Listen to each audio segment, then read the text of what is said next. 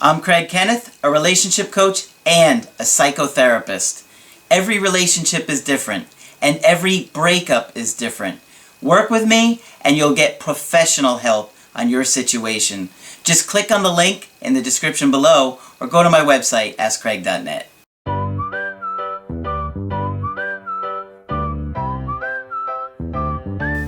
Hi there, I'm Coach Craig Kenneth. I'm Coach Margaret. And today we're going to be talking about 8 ways to disarm toxic people. Yes. As we covered in a video recently where we discussed how toxic people sneak into your life, today we're going to talk a little bit on how to manage them. What do we do once they're there? Yeah, what do we do? Because they're so difficult compared to your average person. Right. They're very needy. They don't pick up cues like it's time to go home and get out of my living room. You've been here for 2 hours. Yep. And demanding and emotionally exhausting. Yes, you find you're exhausted and possibly have a headache after dealing with some of these folks. Exactly. Okay. Possibly. Yes. So today we've got 8 that we think are going to help you. Margaret did a lot of research on this one for you guys. Yes, I did. So make sure you give a thumbs up for her doing all this research. Yeah, please. The video. And make sure, I always forget to remind you guys this, but to subscribe to the channel so as soon as a new video comes out, you get alerted to it. Takes 2 seconds, just subscribe to the channel and you know the content's good. Yes. All right. So what do we got, Margaret? Well, we're going to start with responding as opposed to reacting. Responding compared to reacting. There's a big difference. There's a big difference. Henny Penny says, the sky is falling, oh my God, what will we do? That's reacting. Reacting. Responding is more thoughtful. Responding would be, Henny Penny and a few other people or birds say that the sky is falling. What would be the best way to handle that? So you see, the reacting kicks in immediately with no thought, all right? And we all do it, of course. But responding is a different matter, where you take a minute to think about what's the best thing to do. It seems like the news would be all the titles are to get you to react. Absolutely right. Oh my God, the world is ending. Yeah. It's ending in the next 20 minutes. And I guess in Hawaii they really thought that, which is not at all funny. Yeah, with the recent missile alert. Yes.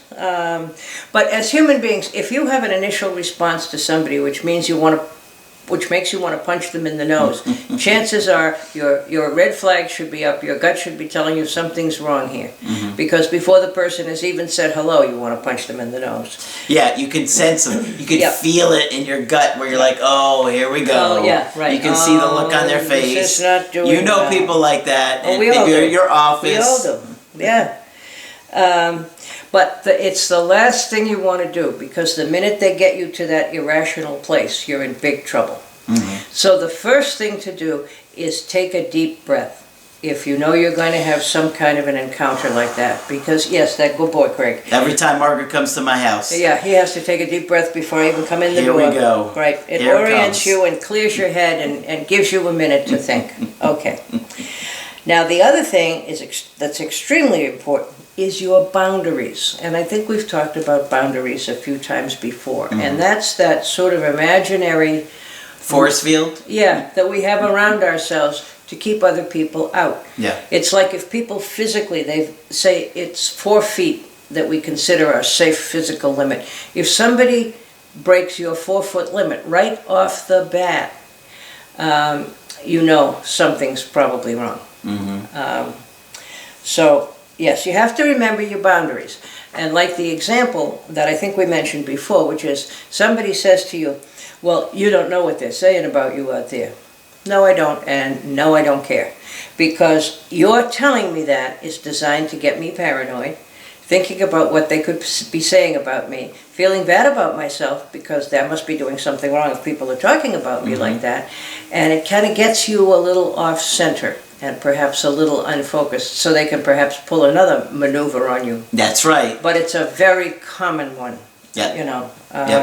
Yeah. It's a good way to get you to do what they want when they get you emotionally When vulnerable. they get you off kilter, Yeah. right? That's when you're the most vulnerable. Okay. Okay. So boundaries are extremely important, and your sense of yourself is extremely important, because these people know how to play with it in a way that gets you off balance. Okay, so that was number 2. So you got to remember, I am who I am no matter what they think, or those other people, whoever they are, if they exist. I heard a great quote that other people's opinion of you is none of your business. And that's a very good point to take. I really don't care what you think about me. Mm-hmm. And I mean, if you want to stop one of these people in their tracks, I guess that would do it. Did you want me to think that other people were talking about me? Mm-hmm. Say no when you have to, because whatever it is they want from you, you don't want any part of it. Okay. So the third way of dealing with a toxic person. To be prepared to say no. Say no. No, when you have to. When they're asking you for something unreasonable. Did we talk about the guys at the mailbox yet? I don't remember. I don't remember either, so we'll do it again if you'll bear with us. There's a wonderful ad on TV these days. No, we didn't talk about this. There's a wonderful ad on TV. I just saw it this morning, as a matter of fact. And there are two pleasant, normal-looking people who happen to meet at the mailbox getting their mail in the morning. And one guy says to the other, "I need a roofer. Do you know anybody?" And the guy says, "Well, I think I might." So the other guy says to him, "Well, that's good. Please give him a call. Get me a price for what he would charge. Get a couple of other comparative bids, too. And could you set it up for 2 weeks from Wednesday?" Mm-hmm. And then he says, "Oh, no, wait a minute. No, Tuesday's better. Please do it for 2 weeks from Tuesday." And the other guy is standing there with his mouth open because he doesn't believe that suddenly he has this whole job with a bunch of phone calls to do, Yeah. which, of course, is completely outrageous. Mm-hmm. Sometimes you have to tell people no. No. I can give you their name. I got them through Home Advisor. Here's the phone number. And I'm sure they can put you in touch with whoever. But no, I'm not doing that. I don't have time. It could be really difficult at times to tell people no. Yes, it can be. Because they don't understand. No, they don't. But do you have to say no? Yes, unfortunately, sometimes you have to say no. I find myself having to remind Craig sometimes that he can't respond to everybody at the same time. He has a family, he has lots of people who get in touch with him, right? And do I have to remind you to say no sometimes? Yes, you do, because, you know, I have hundreds of thousands of people that watch the videos every month, and a lot of people want my time outside of a coaching.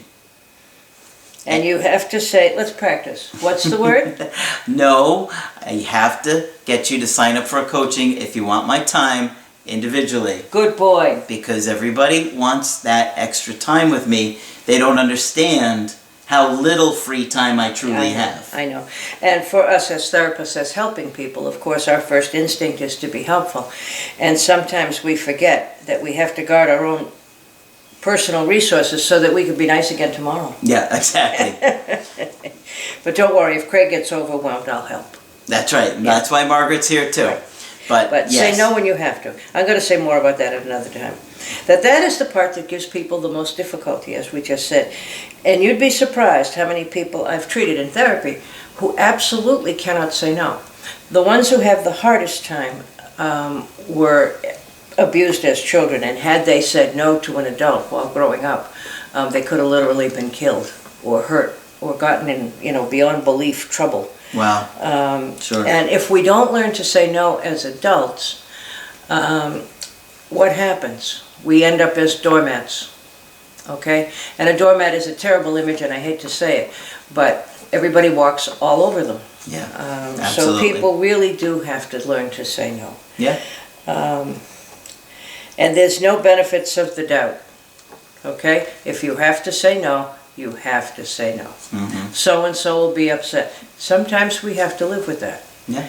And sometimes it's a very good message to so-and-so to be able to live with that. We can still have a relationship even though we said no to each other. Yeah, Okay? that's true. Yeah. Number 4, again, keep those boundaries. Don't let the whiners or the cynics or the otherwise grumpy people ruin your day. I mean, one encounter with Debbie Downer would do your day in, okay? Yeah, some people get Right. very emotional. Yeah. They lash out. They think that their internal state allows them to mistreat you. Yes. Don't allow it to happen. Don't allow it to If happen. you notice, I don't allow any negativity in my comment sections. And when there is negative comments or somebody's insulting or derogatory or mean to somebody else, including myself, Yep. you're going to get deleted. You're going to get blocked. I don't tolerate it. Yeah.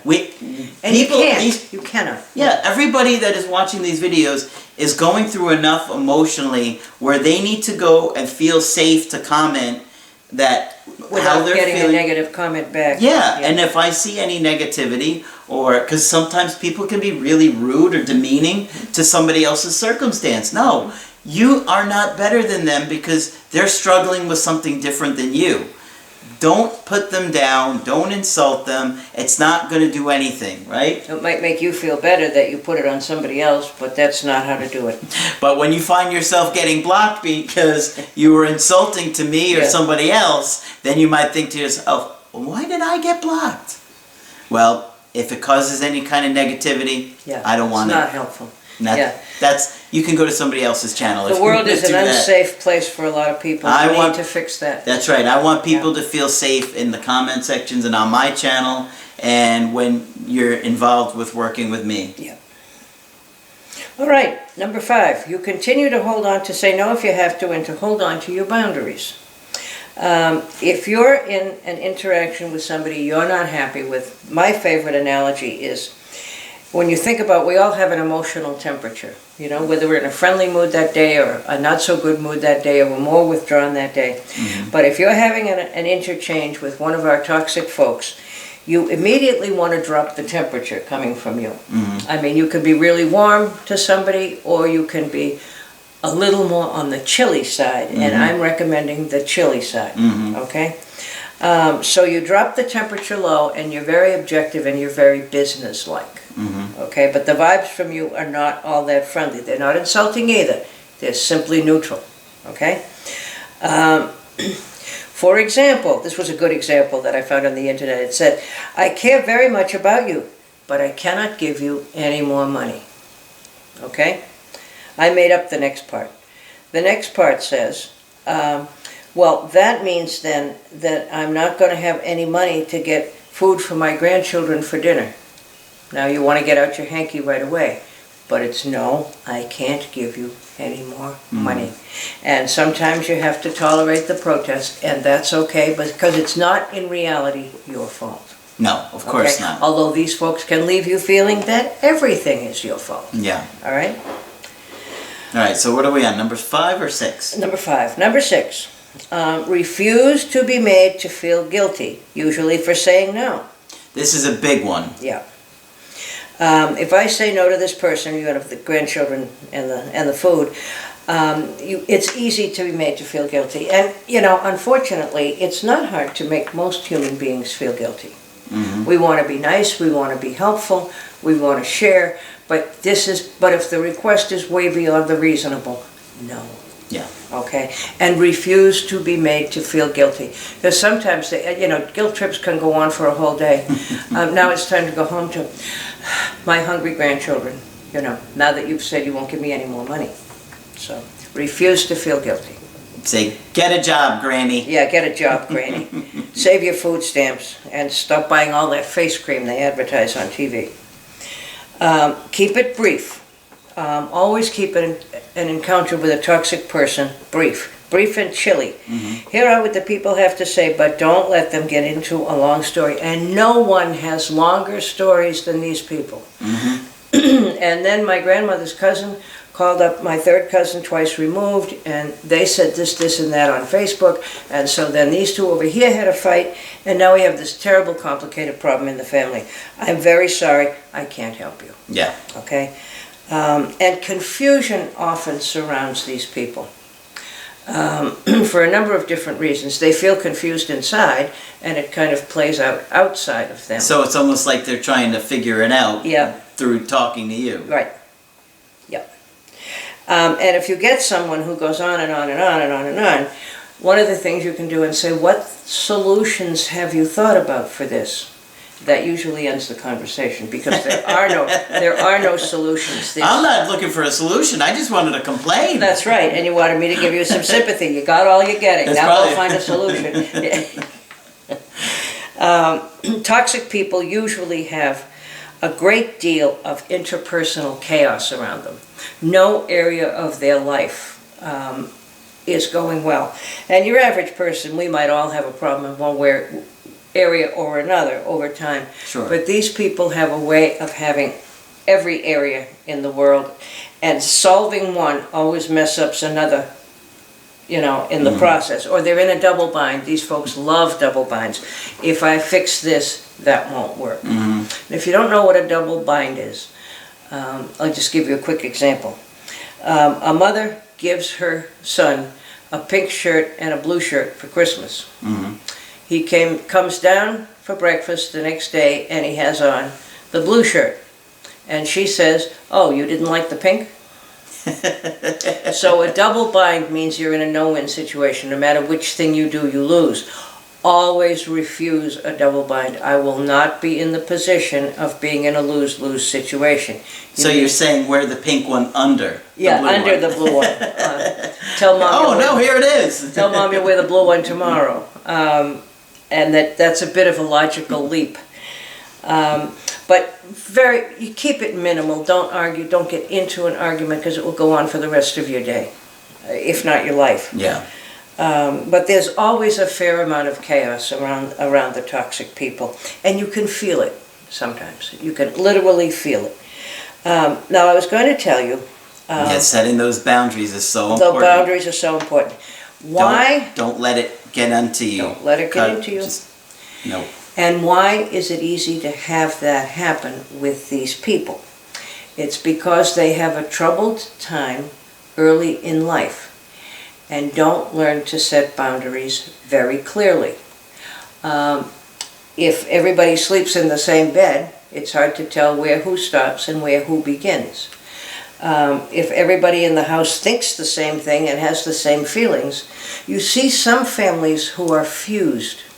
They're not connected, they're fused, and that's unhealthy. Being connected is fine, but there are families who are fused, and if one person isn't there, the other person, feels a terrible sense of loss. And I will never ever forget, and this is a true story, I went to visit a family one time who was having trouble in every area you could possibly find. And I said, "Is so-and-so on an antidepressant?" And they said, "Yes, but it doesn't make any difference which one of us takes it, because as long as one does, everybody behaves better." I see. Wow.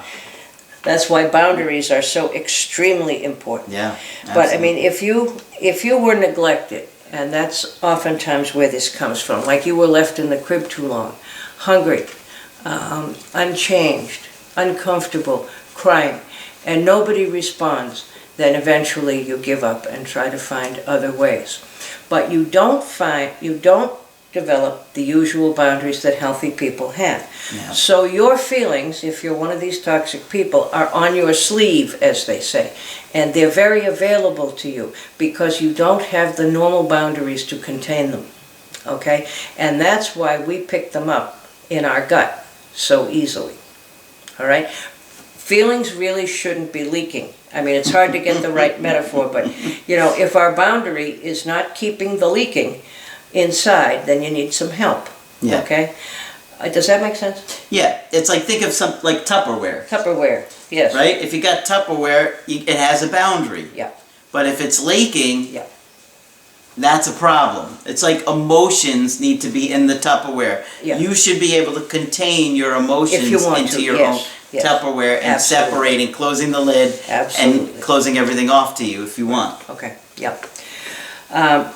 These people can do a really quick, really accurate assessment of you, because oftentimes their very lives depended on figuring out what grown-ups are going to do next. Okay, if you come from a really chaotic household, and I have met them, then if you want to live, you're going to figure out what mom or dad is going to do next. Yeah. All right. So they can assess you just as fast, and they can make their moves accordingly you look like I could make you feel guilty. Okay? You look like a nice person, you look like you're nice to most people, so it would probably be pretty easy to make you feel guilty. And they can send you guilt vibes. All right? That you want to send back to them as fast as you can. Don't let them. Don't let them. Yeah. Nope. Or if I'm annoying enough, and I was taught this by an adolescent who literally taught me,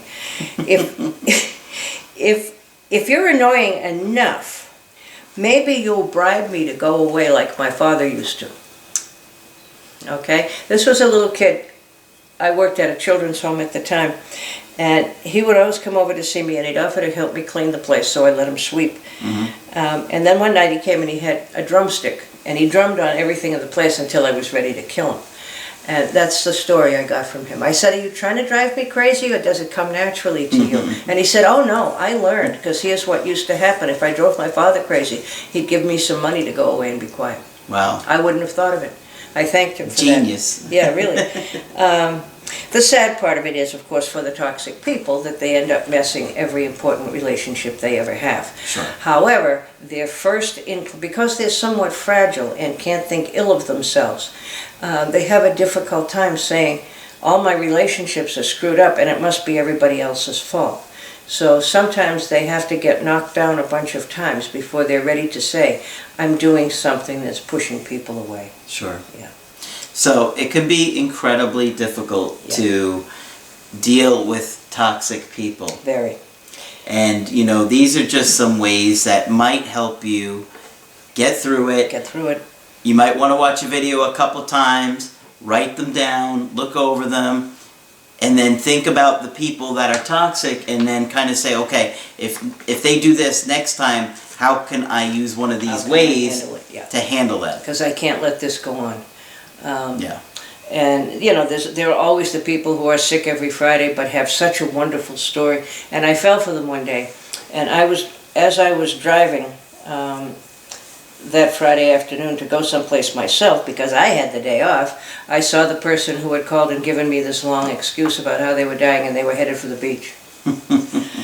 So, you know, we're all going to fall every now and again. But here's another piece of advice. Never, never, never, for any reason, get into a power struggle. It's going to be this way, it's going to be that way. Well, if we can't resolve this today, let's both go off and think about it. And perhaps if we meet again next week, we'll come up with a solution. And that's going to take all the fun out of the power struggle. Okay? Which is what they're looking for. Of course. Because they can manipulate you easier if they're emotional. Well, and if you're in a power struggle with somebody, they're responding to you with some animation and some interest in you. Okay? They're arguing with you, at least. And what some people feel like they have to do for attention is amazing. Yeah. As long as you're involved with this person, having a conversation, a debate, whatever you're having, keep from losing your mind and wanting to punch them, or don't lose it. After they're gone, you can do everything you want. You can scream, you can yell, you can pretend to punch them in the nose, you can do all those things that you need to do, but don't let them see any of it, all right, while they're with you. So part of this is a part of setting limits. And it's true that in child rearing, the secret to raising healthy children is, as a parent, to mix affection and limit setting.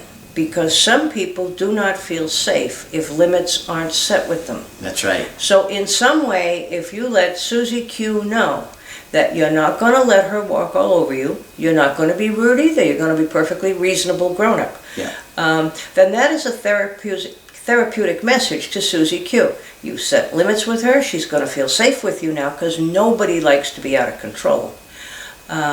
And you're really doing them a favor to respond as a reasonable adult. Because at least you're modeling it, and they've never seen it, obviously. Yeah. Okay? All right. So I think that pretty much covered everything we wanted to talk about. Yes, have you set up my roof job yet? I did. I gave the number to you, and it's in an email, and you can take care of that yourself. Huh, as good as he. All right. All right. So, toxic people, they're not going anywhere, but at least you've got some strategies to manage them a little bit better. Yes. Maybe you can take a look at your ex or your partner and see if they're doing any of this behavior. Or the people in your extended family who drive you nuts, or in your partner's extended family who drive you nuts. Yeah. And learn some skills on how to manage them a little bit better, Yeah. and at least not internalize what they're feeling. Whatever they say, if you feel bad after you've had an encounter with one of these people, think about it, because they've probably made you feel bad about something that isn't your fault or isn't true. Absolutely. Yeah. Although those people probably still are talking about me, Craig. Probably. Yeah. What are you going to do? Ignore them. All right. So, if you want to get my help personally, just go to my website, askcraig.net, sign up for the coaching option that works best for you. I do email coaching, I do Skype coaching. If you got to get with me right away, I do offer emergency Skype coaching. And now, Skype coaching is available with Margaret. Yes. So, you can sign up. If you go to askcraig.net, the top of the website, it says Margaret. Just click on Margaret, and that's where... I look forward to talking with you. Yep. So, that's it for this video, and we will talk with you soon.